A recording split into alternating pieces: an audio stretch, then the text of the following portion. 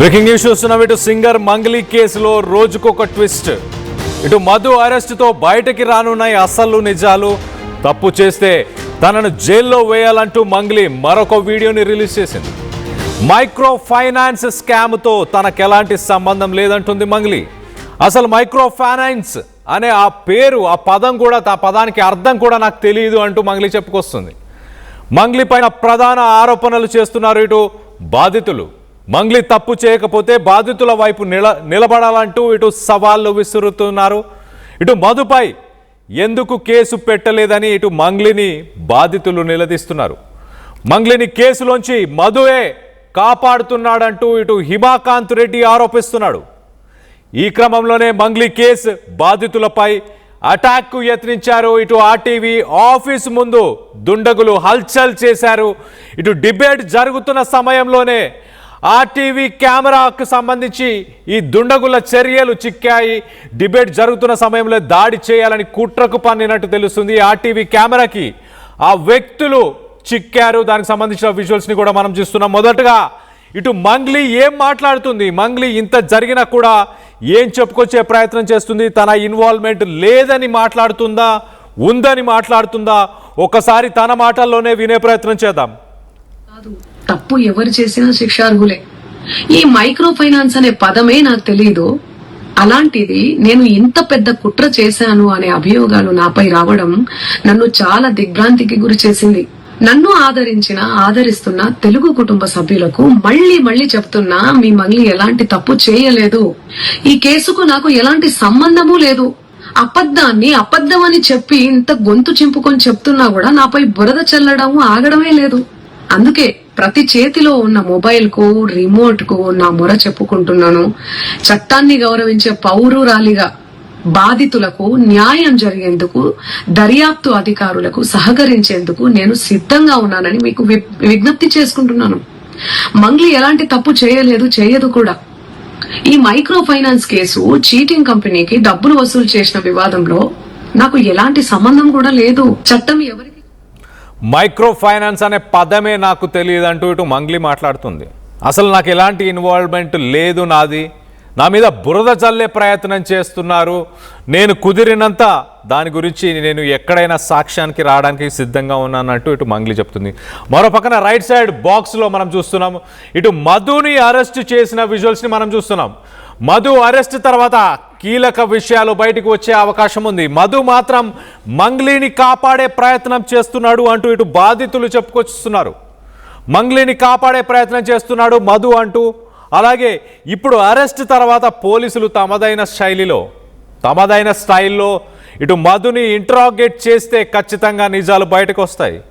మంగ్లీ పాత్ర ఎంత ఉంది, మంగ్లీ పాత్రతో పాటు మంగ్లీ సోదరుడి పాత్ర ఎంత ఉంది, వీటన్నిటికీ సంబంధించిన డీటెయిల్స్ అన్నీ బయటికి వస్తాయంటూ ఇటు బాధితులు చెప్తున్నారు. ఒకసారి ఇటు మధు అరెస్ట్ అవ్వక ముందు మంగ్లీని కాపాడడానికి తను ప్రయత్నం చేస్తున్నాడు అంటూ ఇటు హిమాకాంత్ రెడ్డి చేసిన ఆరోపణలు, దానికి సంబంధించి మధు ఏం మాట్లాడాడు, మంగ్లీని కాపాడడానికి ఏం మాట్లాడాడు అనేది ఒకసారి చూసే ప్రయత్నం చేద్దాం. మధురాతరుణ్ణి, బ్రహ్మవత్ మధుని నిజాలు బయటకు వస్తున్నాయి. ఈయన ఎవరైతే మా గురుగారు హిమకాంత్ రెడ్డి గారు ఉన్నారో, మా గురుగారు హిమకాంత్ రెడ్డి ఈయన, ఓకేనా, చూసిరా బాగా. ఇంకోటి చూపియాలి మీకు. ఈమె సరిత మేడం అనాలో. ఈమె అయితే బాధితురాలు అయితే కాదు. ఈమె దాదాపు 10 రోజుల నుంచి మీడియా ముందు వచ్చి వడావడా ఏమేమి మాట్లాడుతుందో ఆమెకి అర్థం కావట్లేదు. నేను ఒక బాధితురాలని చూపిస్తుంది. ఈమె బాధితురాలు కాదు, మీడియా మిత్రురాలా. అందరూ అబ్జర్వ్ చేయండి బాగా. ఇంకోటి చూపించాలి మీకు. మా గురుగారు, ఇంకా ఈమెని ఏమంటారో తెలియదు, మా గురుగారి ఎక్స్పర్ట్ ఈమె. వీళ్ళు ఎట్లా ఉంటారంటే అసలు వీళ్ళ మైండ్ సెట్ వేరే డిఫరెంట్. ఇంకా మనం ఇంకా చెప్పకూడదు. అసలు వీళ్ళిద్దరూ లేకుండా ఏ ప్రెస్ మీట్, ఏ మీడియా జరగదు. వీళ్ళిద్దరు లేకుండా మీరు అబ్జర్వ్ చేయండి, బాగా అబ్జర్వ్ చేయండి. మీరు బాగా అబ్జర్వ్ చేయాలా, ఏ ప్రెస్ మీట్ జరగదు. ఇటు మధు మాట్లాడిన మాటల్లో కొంతమంది ఫొటోస్ చూపించి ఇటు హిమాకాంత్ రెడ్డి అలాగే సరిత వీళ్ళు ప్రతి డిబేట్లో ప్రతి ఇంటర్వ్యూలో ఉంటున్నారు, వీళ్ళే ప్రధాన సూత్రధారులు అంటూ మధు ఆరోపిస్తున్నాడు. కానీ ఆ బాధితులు ఇటు ఆర్టీవీలో మాట్లాడారు, వాళ్ళు ఎంతగా కోల్పోయారు, అసలు మధు ఏం చేశాడు, మధు వాళ్ళతో పాటు పని చేసినప్పుడు ఎలా ఉండేవాడు, దాని తర్వాత ఈ స్కామ్లోకి ఈ స్కీమ్లోకి ఎలా వీళ్ళందరినీ పిలిచాడు అన్న డీటెయిల్స్ ఒక్కసారి బాధితుల మాటల్లోనే వినే ప్రయత్నం చేద్దాం. ఇటు మరో పక్కన ఆర్టీవీ బయట ఈ బాధితులను బెదిరించడానికి, లేకపోతే ఈ బాధితులను కిడ్నాప్ చేయడానికి, లేకపోతే ఈ బాధితులని మరి ఏం చేయడానికో తెలియదు కానీ కొంతమంది వ్యక్తులు ఆర్టీవీ ఆఫీసు బయట డిబేట్ జరుగుతున్న సమయంలోనే వాళ్ళందరూ వచ్చి కూడా ఇక్కడ కొంత సీన్ క్రియేట్ చేసే ప్రయత్నం చేశారు. ఇటు నా కొలీగ్ మనోజ్ ఎప్పుడైతే వాళ్ళతో మాట్లాడే ప్రయత్నం చేశారో పారిపోయే ప్రయత్నం చేశారంటే అర్థం చేసుకోవచ్చు. వాళ్ళు ఏదో దురాలోచనతోనే ఇక్కడికి వచ్చారు, ఏదో చేద్దామన్న ఉద్దేశంతోనే వచ్చారని చాలా క్లియర్గా అర్థమవుతుంది. మాస్కులు పెట్టుకొని పారిపోయే ప్రయత్నం చేశారు. ఒక్కసారి ఆ విజువల్స్ని కూడా ఒక్కసారి చూసే ప్రయత్నం చేద్దాం. విక్టిమేనా మీరు? అంటే ఆ కేసు విక్టిమేనా? ఏది ఇప్పుడు ఆరోపణ వచ్చిన కేసు విక్టిమేనా? మీరు అట్లా లైవ్ తీయొద్దన్న మీరు. అంటే మీరు ఏం విక్టిమా చెప్ప, సస్పీషియస్ ఆఫీస్ దగ్గరకు వచ్చి నిలబడితే ఏమనుకోవాలి? సస్పీషియస్ ఏం లేదు. మీరు విక్టిమ్ అన్నారు, విక్టిమ్ అయి మాట్లాడండి.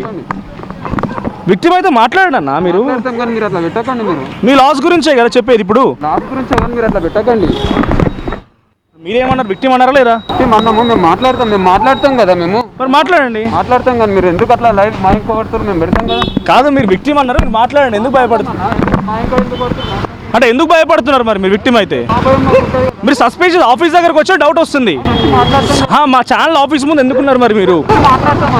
ఏం మాట్లాడతారు? సో ఇది సిచ్యువేషన్. మరి మంగ్లీ పంపించిందా వాళ్ళు ఎవరో తెలియదు కానీ ఆఫీస్ ముందు సస్పీషియస్గా ఉన్నారు. మరి ఏంటంటే అప్పుడే ఆఫీస్ అయిపోయిందని ఫినిష్ చేసుకొని వెళ్తూ ఉంటే సస్పీషియస్గా కనిపించినందుకు వాళ్ళు ఎవరు? ఆర్టీవీ ఆఫీస్ బయట ఇటు డిబేట్ ఆర్టీవీ ఆఫీస్లో జరుగుతున్న సమయంలో వీళ్ళు బయట వచ్చి వెయిట్ చేస్తున్నారు. బాధితులను బెదిరించడానిక ఎవరు? మరి మొత్తానికైతే ఎవరు అని నిలదీస్తే నేను విక్టిమ్ అంటాడు మొదటగా. సరే విక్టిమ్ అయితే మీరు చెప్పండి, మీ ప్రాబ్లం ఏంటి, మీరు ఎంత డబ్బులు కట్టారు, ఏం జరిగింది అని నా కొలీగ్ మనోజ్ అడిగినప్పుడు మాస్క్ పెట్టుకున్నాడు. వెంటనే మాస్క్ పెట్టుకున్న తర్వాత మీరు నా మీద కెమెరా ఎందుకు పెడుతున్నారు, తీసేయండి, నాకేం సంబంధం లేదు, నేను విక్టిమ్ కాదు అన్నాడు.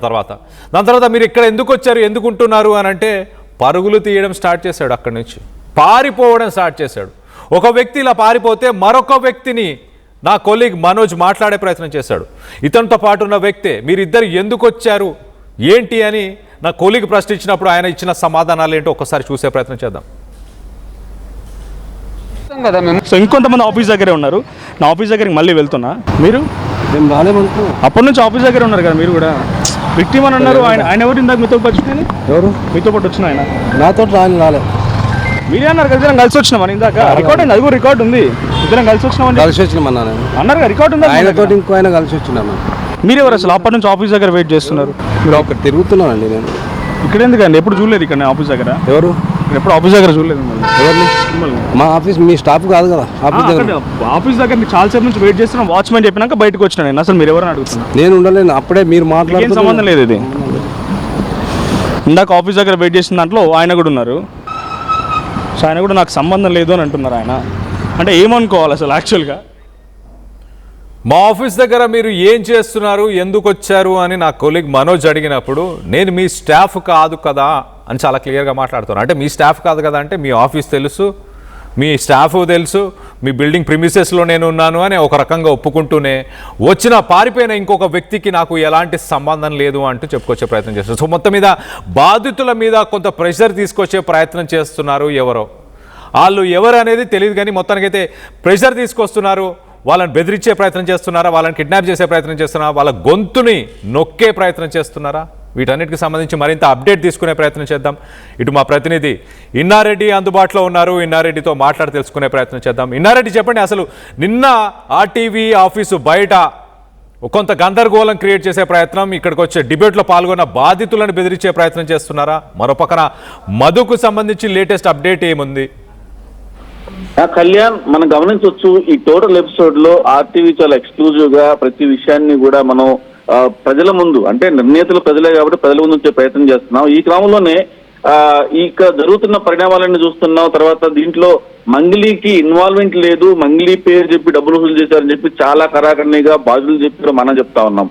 అయితే నిన్న జరుగుతున్న పరిణామాలు చూస్తూ ఉంటే మన డిబేట్ లో దాదాపుగా 10 మంది బాధితులు వచ్చి మంగిలికి సంబంధించి వాళ్ళ తమ్ముడికి ఎలాంటి ఇన్వాల్వ్మెంట్ ఉంది, వాళ్ళ ఇంట్లోకి పోయి వాళ్ళ ఇంట్లో కూడా వీళ్ళు వెళ్ళిన వీడియోస్ తో పాటు అక్కడ పటాన్ చెరువులో బాధితులు అంటూ హేమాకాంత్ రెడ్డిని ఎక్స్క్యూజన్ చేసే ప్రయత్నం చేసినప్పుడు ఆ హేమాకాంత్ రెడ్డి కూడా చాలా స్పష్టంగా అంటే పటాన్ చెరువులో ఉన్న ఎవరైతే బాధితులని చెప్పంటున్నారో వాళ్ళు అసలు మధు తెలియదని చెప్పని కూడా వాళ్ళు ఆ రోజు ప్రెస్ మీట్ చెప్పడం జరిగింది. అంటే పటాన్ చెరువులో వ్యక్తులతో కూర్చొని తర్వాత హేమాకాంత్ రెడ్డి మధు దగ్గర డబ్బులు ఎప్పిస్తావు, తర్వాత డబ్బులు ఇమీడియట్ గా ఇవ్వండి అని చెప్పేసి అని కూడా ఆయన నిలదీసిన వీడియో కూడా బయటకు వచ్చింది. అంటే వీళ్ళందరూ కూడా బాధ్యులే, కానీ వాళ్ళకి డబ్బులు ఇస్తానని చెప్పేసి ఇలా మంగిలికి సంబంధం లేదని చెప్పే ప్రయత్నం చేయండి అని చెప్పేసి కూడా వాళ్ళు చెప్తున్నట్టుగా అక్కడ అర్థమైంది. అంటే ఇక్కడ నిజాలు వెలుగు తీసేందుకు బాధితుల వర్షను తర్వాత జరుగుతున్న పరిణామాలు మన దగ్గర ఉన్న ఎవిడెన్సులు, అది మనం చూపించిన ఎవిడెన్సులు కాదు, బాధితులు ప్రత్యక్షంగా లైవ్ లోనే చూపించారు. సో ఇవన్నీ కూడా ఏమవుతుందంటే అవతల పక్క వ్యక్తులను డైనమలో పడేస్తుంది. అంటే రోజు రోజుకి మన మీద ఆరోపణలు ఎక్కువైతా ఉన్నాయి, మనం తప్పుడు మనుషులుగా బయటపడే ఇష్యూ జరుగుతా ఉంది. కాబట్టి ఏదో రకంగా ఈ బాధితులను భయభ్రాంతికి గురి చేసే ప్రయత్నం చేయాలన్న ఇంటెన్షన్ తోటే మన డిబేట్ జరుగుతున్నప్పుడు మన ఆర్టీవీ బయట చాలా మంది గుమిగూడారు. మరి వాళ్ళు బయటకు వస్తే వాళ్ళని ఏం చేయాలని, అటాక్ చేయాలన్నా లేకపోతే వాళ్ళని తీసుకుపోయి కిడ్నాప్ చేయాలన్నా, తర్వాత అంటే వాళ్ళ ఇంటెన్షన్ ఏంటో కూడా మనకు చాలా స్పష్టంగా అర్థమవుతా ఉంది. ఖచ్చితంగా ఈ విషయంలో పైన డిబేట్ జరుగుతున్నప్పుడు వాస్తవాలు చెప్పడం, సాక్ష్యాధారాలు చూపించడంతో ఒక రకమైన సెల్ఫ్ డిఫెన్స్ లో పడ్డారు అవతల పక్క వ్యక్తులు. అది నేను మంగిలి అని చెప్పాను, తర్వాత ఎవరు చేస్తారని చెప్పాను, మొత్తం మీద ఒక గ్యాంగ్ మధుకు సంబంధించిన గ్యాంగ్ కూడా అయ్యి ఉండొచ్చు. ఈ క్రమంలోనే అంటే మన లైవ్ డిబేట్ జరుగుతున్న క్రమంలోనే మధు అరెస్ట్ అవ్వడం జరిగింది. సైబరాబాద్ పోలీసులు సైబరాబాద్ కమిషన్ పరిధిలో కేసు నమోదు అవటం, తర్వాత మధుని అరెస్ట్ చేయడం జరిగింది. మధు అరెస్ట్ అయ్యాడు కాబట్టి ఇప్పుడు బాల్ అనేది పోలీసు చేతులకు వెళ్ళింది. హైదరాబాద్ పోలీసులు తర్వాత తెలంగాణ పోలీసుల చేతిలో పడిన తర్వాత ఖచ్చితంగా మనం ఏమైతే నిజాలు మనం పబ్లిక్ ముందు ఉంచామో ఆ నిజాలకు సంబంధించి వాస్తవాలను బయట పెట్టడానికి తెలంగాణ పోలీసులు ఖచ్చితంగా ముందుంటారు. దాంట్లో చాలా విషయాలు బయటకు వస్తాయి. ఇప్పుడు నాకు సంబంధం లేదు, దీని ఏంటి ఇన్వాల్వ్మెంట్ లేదు అని చెప్పని పబ్లిక్ ముందు చెప్పుకోవచ్చు, కానీ పోలీస్ ఇన్వెస్టిగేషన్ లో ఖచ్చితంగా చాలా విషయాలు తేలుతాయి. పోలీస్ ఇన్వెస్టిగేషన్ లోనే ఇవన్నీ కూడా బయటపడే అవకాశం కనిపిస్తా ఉంది. కళ్యాణ్, మొత్తం మీద ఒక ప్లాన్ ప్రకారం పైన డిబేట్ లో వాస్తవాలను లైవ్ లో చూపిస్తున్నాము, వాస్తవాలను చెప్తా ఉన్నారు, అదే కాకుండా ఎవిడెన్స్ కూడా చూపిస్తా ఉన్నారు. ఇవన్నీ చూపించిన తర్వాత అవతల పక్క వ్యక్తులు డైనమాలో పడి వాళ్ళని అటాక్ చేయాలనే ఉద్దేశం నేను అనుకుంటున్నాను. తర్వాత ఈ విషయాన్ని మనం పోలీసు దృష్టి కూడా తీసుకెళ్తున్నా ఉన్నాం. తర్వాత వాళ్ళు ఎవరు, వాళ్ళ డీటెయిల్స్ మీకు తెలుసా అని చెప్పారు పోలీసులు అడిగినప్పుడు.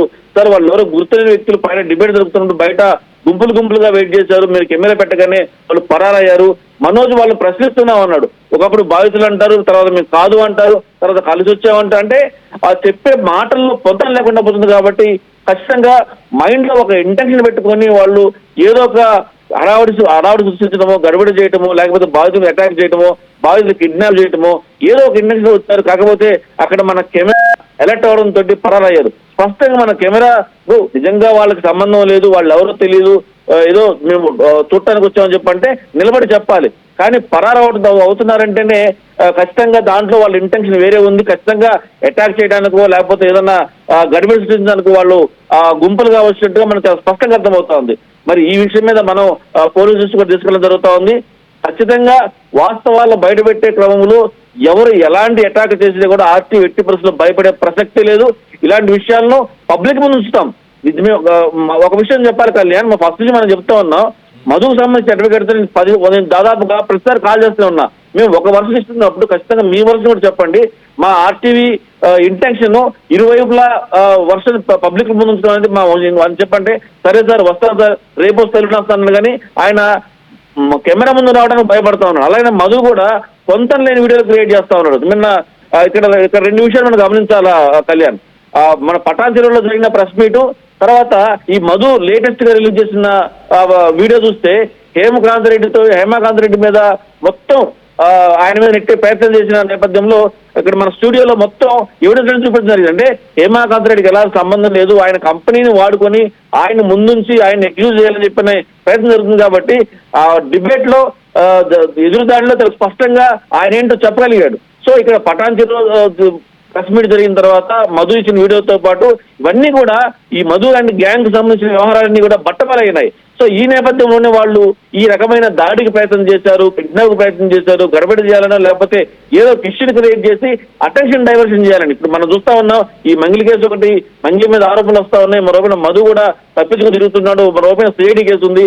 ఇవన్నీ జరుగుతున్న క్రమంలో అటెన్షన్ డైవర్షన్ చేయాలని చెప్పని హేమాకాంత్ రెడ్డి మీదకి ఈ ఇష్యూని మార్చాలని చెప్పిన వాళ్ళ విఫల ప్రయత్నాన్ని మనం తిప్పికొట్టామని చెప్పుకోవచ్చు. వాస్తవాలు పబ్లిక్ ముందుంచాం. మనం ఏదో వాళ్ళని ఎక్కువ వాళ్ళు వీళ్ళ తరపున మాట్లాడి అవతల వాళ్ళని మనం వేరేది చూపించట్లా. ఇక్కడ జరిగిన వాస్తవాన్ని యాజ్ టీజ్ గా మనం ప్రజల ముందు ఉంచే ప్రయత్నం చేశాం. సో ఆ ప్రయత్నంలో భాగంగా మనం చేస్తున్న ప్రయత్నాలకు సంబంధించి ఇక్కడ బాధితులందరినీ ఏదో ఒకటి చేయాలండి. అంటే ఈ ఇష్యూ అటెన్షన్ డైవర్షన్ చేయాలంటే ఏదన్నా వాళ్ళని అటాక్ చేయడము, తర్వాత వాళ్ళని కిడ్నాప్ చేయడం, సంథింగ్ ఏదో మొత్తాన్ని ఒక మైండ్ ఇంటెన్షన్ వచ్చారు. ఒకటి మాత్రం స్పష్టంగా చెప్పుకోవచ్చు కళ్యాణ్, పోలీసులు, సైబరాబాద్ పోలీసులకు ప్రస్తుతం మధు వాళ్ళ కస్టడీలో ఉన్నాడు. చాలా విషయాలు బయటకు వస్తాయి. చాలా మంది తమకు సంబంధం లేదు, తమకు ఇన్వాల్వ్మెంట్ లేదు అని చెప్పినప్పటికీ కూడా మన తెలంగాణ పోలీసులు డెఫినెట్ గా అన్ని విషయాలు లాగుతారు. బాధితుల దగ్గర కూడా చాలా ఎవిడెన్స్లు ఉన్నాయి.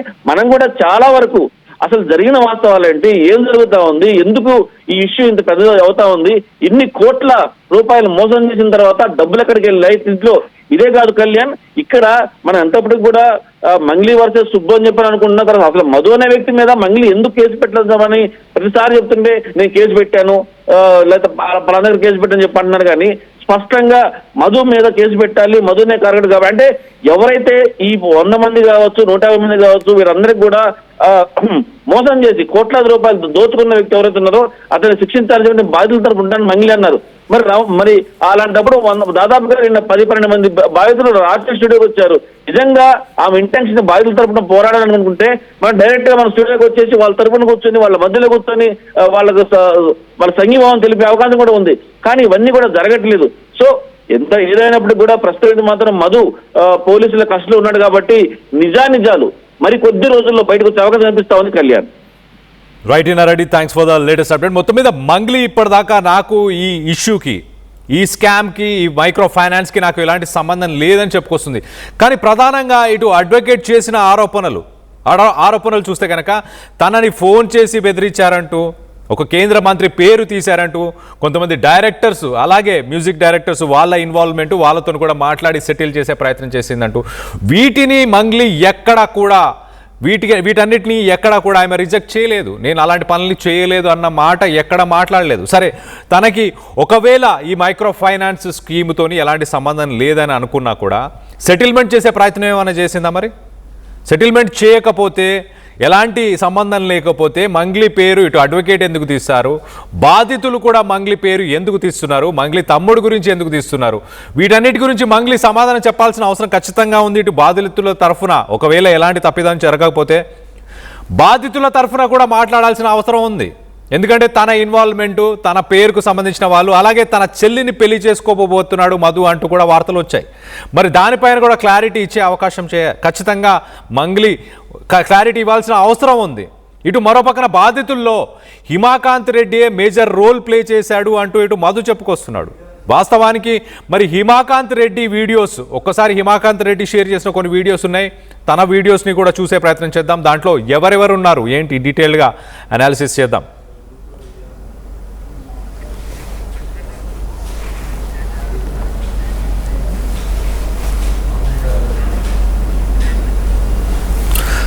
రైట్, ఇది మంగ్లీకి సంబంధించిన గెస్ట్ హౌస్, మంగ్లీ ఫ్లాట్ అంటూ కూడా మాట్లాడుతుంటాడు. అదే ఫ్లాట్లో, అదే గెస్ట్ హౌస్లో ఇటు మధు అక్కడ కూర్చొని మరి భోజనం చేస్తున్నాడు. మధుకి మంగ్లీకి ఎలాంటి సంబంధం లేదా? ఇటు మంగ్లీ చెల్లిని మధుకిచ్చి పెళ్లి చేద్దామని అనుకోలేదా? ఒకవేళ అనుకోకపోయి ఉంటే మరి మంగ్లీకి సంబంధించిన ఫ్లాట్లో మధు ఏం చేస్తున్నాడు? హిమాకాంత్ రెడ్డి తీసిన ఆ వీడియోస్ని మనం చూడొచ్చు. హిమాకాంత్ రెడ్డి రాత్రి వేళ అక్కడ కూర్చొని ఆ ఫ్లాట్కి సంబంధించిన విజువల్స్ అన్నీ తీస్తున్నాడు. ఇటు డైనింగ్ టేబుల్ మీద మధు కూర్చొని డిన్నర్ చేస్తున్న వీడియోస్, భోజనం చేస్తున్న ఆ వీడియోస్లో మనం చూడొచ్చు చాలా క్లియర్గా. హిమాకాంత్ రెడ్డి ఇటు మధుకి మంగ్లీకి ఉన్న రిలేషన్ని ఎగ్జిబిట్ చేస్తున్నాడు, చాలా క్లియర్గా చూపించే ప్రయత్నం చేస్తున్నాడు. మరో పక్కన ఇటు మంగ్లీ మాట్లాడే మాటలు అసలు సంబంధం లేకుండా, పొంతన లేకుండా ఉన్నాయి అంటూ ఇటు బాధితులు చెప్పుకొస్తున్నారు.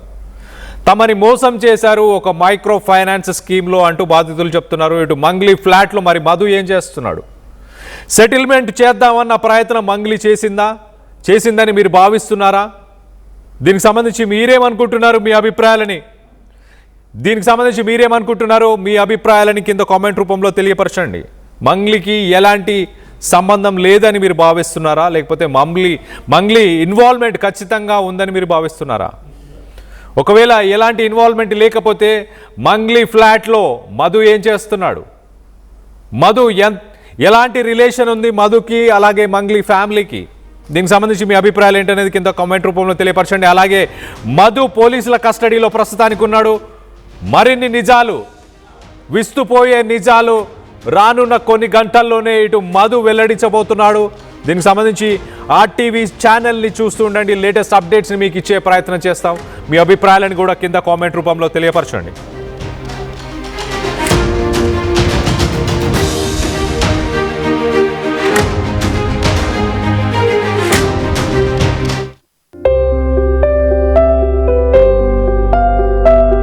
చిన్న చిన్న ఆనందాలు 35 ఏళ్లుగా నా జీవితంలో లేవు.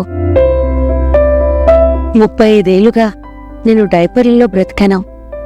6 సెంటీమీటర్ల ఫిస్టులా నా మూత్రాశయంలో లీక్ కారణమైంది. ఎవరూ నాకు సహాయం చేయలేకపోయారు. AINUలో వైద్యులను కలిసే వరకు. అక్కడ వారు రోబోటిక్ శస్త్రచికిత్సతో నాకు పరిష్కారం ఇచ్చారు. వారు నా ఆత్మవిశ్వాసాన్ని కూడా తిరిగిచ్చారు. Precision Care makes it possible. The Center for Robotic Surgery at AINU. State-of-the-art infrastructure. Smart Green Campus. Globally certified labs. KL deemed to be university.